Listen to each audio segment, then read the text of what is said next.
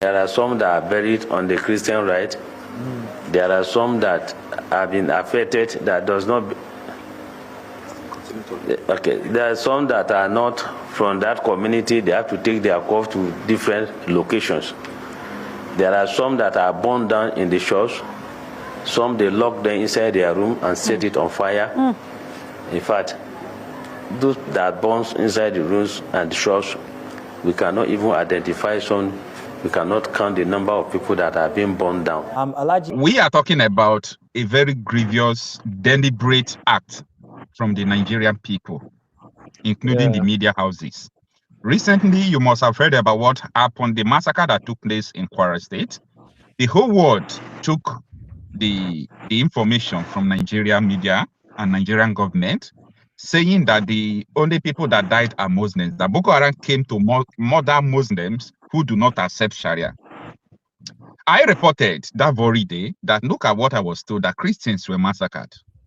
They said that no, that is, a lie. Now, the village head, the head of the village, who is also a Muslim and a Fulani man, said that no, many people were born inside the church, that they cannot even count how many people that were born inside the church, born alive, that they cannot even identify them again, that even so many of them were traced to their houses, they were locked inside their houses, and they burned them inside their houses. So my own anger now is this, and that is the narrative and what we are discussing. Why would a media house owner lie just because they want someone to continue to die, or they want to control a narrative of Christian genocide? Must you lie that people were not born in the church or no Christian died? So that is what we are discussing. What is your take on this? Well, you have to understand that media, it was media and the what's this machine gun from the colonization, Maxim gun. That's what the Europe used to conquer Africa. You know that? Because the media allows you to control a narrative. Human beings are not geniuses. They can only process the information you feed into them. They receive. Yeah, and that's what media does. So Europe used the Maxim gun and the media, because they were telling, just like America is doing, their media is telling the populace one thing, but overseas they're doing another thing. So media is very, very, very powerful. Media is part of what Nigeria used to defeat Biafra. They were controlling the narrative with the media.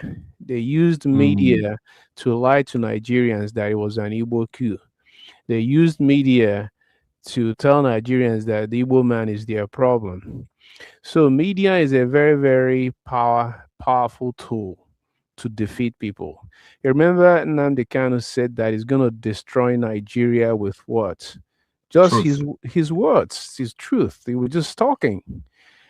So, but Nigeria is a government, and Nigeria has the control of the media. And I heard you respond to the other person, say, "Oh, isn't it an Igbo man that owns Arise?" Arise News, yeah. Well, there's one thing. There's two big difference between owning something and controlling it. And managing it, yeah. That's right. So Arise, either if he wants to be in business, he knows whose opinion he has to report.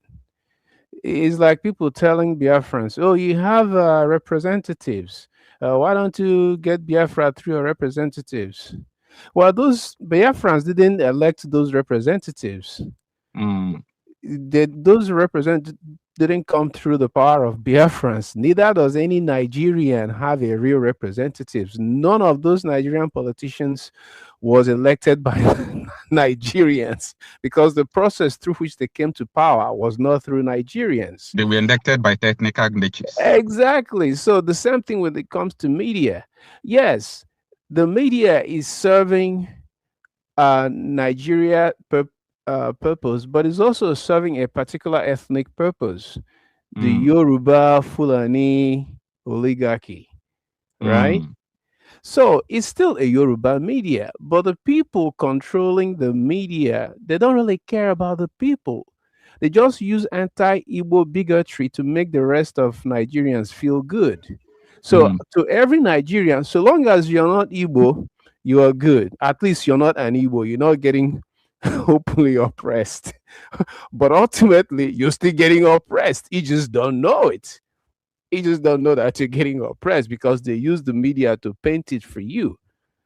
So that's how media is being used by whether it's the Fulani or Fulani Yoruba oligarchy. They have poisoned the well. All right. Let And me ask you the last. every Nigerian is willing to drink from that anti-Igbo well. So there's no, All right. the only way you solve this kind of problem is through cohesion. But they have destroyed that cohesion. So every man is on his own. All right. Let me ask you the last question before we go to OJ. After OJ, before we go to Mr. Frank. The last question I want to ask you is, what do we do? Yes, we have the social media.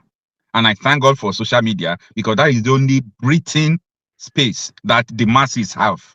But yet, the social media sometimes relied on mainstream media, especially when it comes to fact checking and so on and so forth. Because if News Central did not interview this village head, you will come and see people will tell you that fact check, did Christian die in Kwara? No Christian died in Kwara. However, they have born uncountable Christians in the church, lock them in church, burn them, go to their houses, burn them. So what do we do? You remember that Nnamdi Kanu was a member of MASOB. Do you know that? Of course. Okay.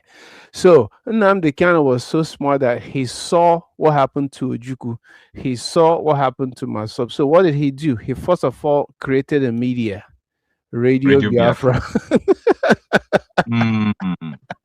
Because he needs to control his own narrative. Exactly. And using that Radio Biafra now, he has built a camaraderie among the Igbos. Already have a certain camaraderie among themselves because they are what everybody points at, the common enemy. While every other group thinks that they are safe so long as they're Igbo. And then comes Nnamdi Kanu to solidify that cohesion.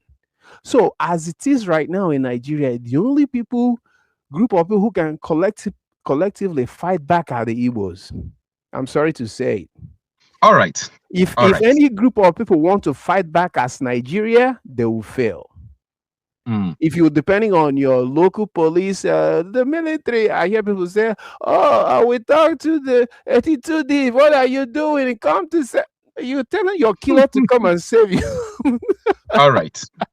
So now everybody has to go on their own. Yoruba people, don't wait for Tinubu. Organize yourself and defend yourself.